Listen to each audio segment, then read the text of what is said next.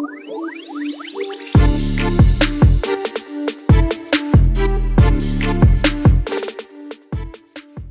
everybody and welcome back to Sweet and Sour Soccer, and we are back once again with another transfer update. And today I wanted to have a look at Everton because quite a few interesting stories have been coming out about Everton in the last couple of days and players that they have been linked to. So I wanted to get into them and have a look at exactly who Everton could be targeting in the January transfer market. But guys, before I do, please do me a massive favour. As always, hit that like button. And if you're new to the channel, hit that subscribe button as well. We're going to be keeping you up to date with all the latest transfer rumours, as well as different club news, Premier League news, etc., etc. And let's jump into it because, interestingly, Frank Lampard, just before the World Cup, let's just say things got a little bit tough for him. Obviously, back-to-back defeats to Bournemouth saw Everton sitting in 17th position, and more to the point, the second least goals scored in the league. Only Wolves have a worse tally than Everton this season in terms of goals scored.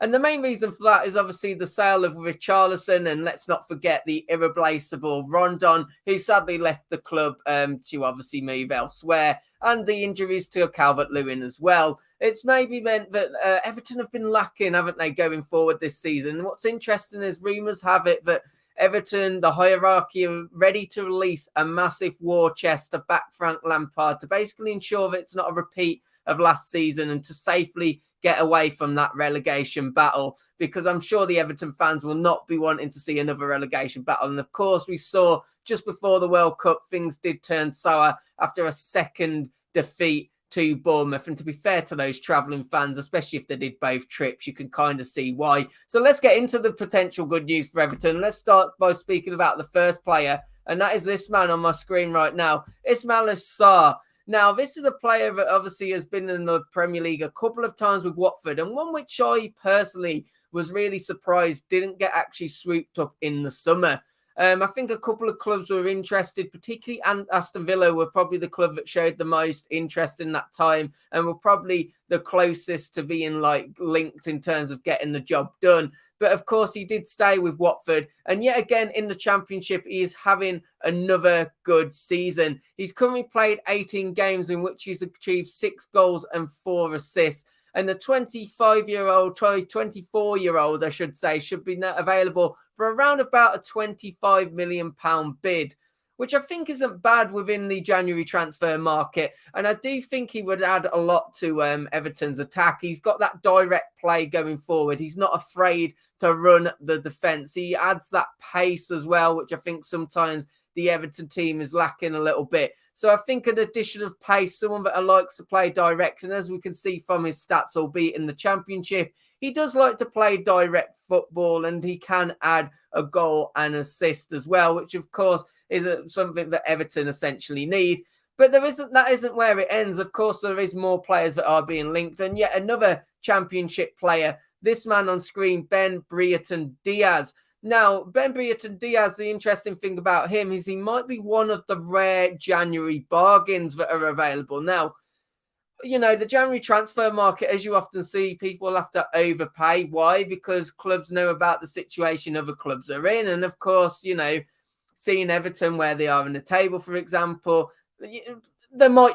clubs might charge more. They might know that Everton need to invest in the squad. So let's just add an extra 5 million. But this is probably not going to be the case with this player. Why? Because he has just 6 months left on his contract. Now, Blackburn, the one thing that might hold a little bit of resistance is the fact that they are at the moment obviously pushing for promotion to the Premier League. But with just 6 months left on his contract, it would really test their resolve to basically, you know, just reject it and allow him to serve out his contract, because it doesn't look like he's going to be signing an extension. And it does believe that he would be available for around about the £10 million figure. Now, what would you be getting with this is a man that's been very consistent in the Championship, and this season alone, he's played 23 matches and achieved 9 goals and 3 assists already. I think there's no question that he is heading to your Premier League eventually, or at least one of the best leagues in the world, to basically play not in a second division. The question will be, though, can Everton get this done in January? or will he just run down the rest of the contract? That remains to be seen. There is other clubs interested as well, with a lot of clubs, also needing to add to their goal tally. But I think Everton will be massively interested, and it is believed that this one is quite possible.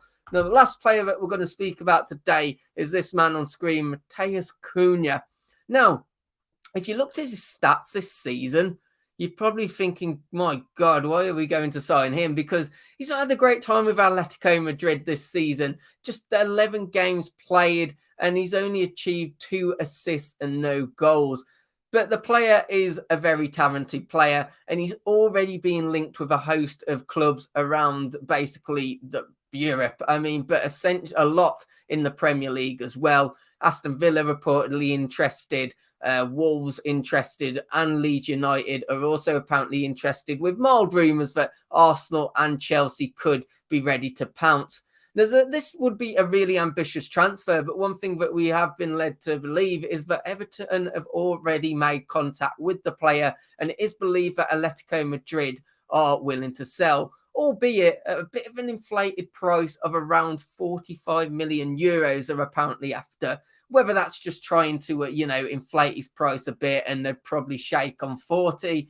You could maybe see that happening, especially since he hasn't been a regular figure for Atletico Madrid this season, and he hasn't really performed how he has in other seasons. Now, what's interesting about this player is that he can play as a number 10 and a number 9 as well. He's probably better in that number 10 role, but you do think if, for example, someone like Calvert-Lewin did get injured, it's nice to know that he could play in that number 9 position. But I'd also say it's good to know that he can play in a 10 as well. I think it's something that Everton obviously need. I think, look back to last January when Dele Alli was brought, it was probably hopeful that he would end up becoming Everton's kind of number 10 player and play that role. But of course, things really did not work out with that transfer.